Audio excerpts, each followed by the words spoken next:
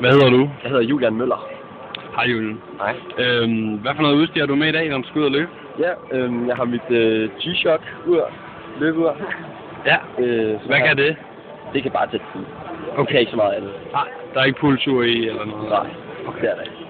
Og så har jeg mine Newline handsker, som jeg fik med mig til det her løb. Jeg har med mig til alle 5 løb. Ja.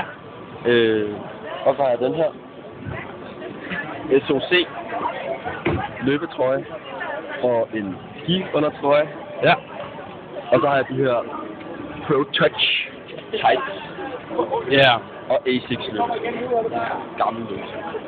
Så kunne jeg også se, at du har musik i ørerne. Ja. Hvad for noget musik hører du ude på ruten? Jeg kan lige lytte til Kid. Okay. Det synes jeg gør lidt til. Jeg har ikke lavet penge. Den synes jeg er genial. Det skal det godt. Jeg siger tak. Selv tak.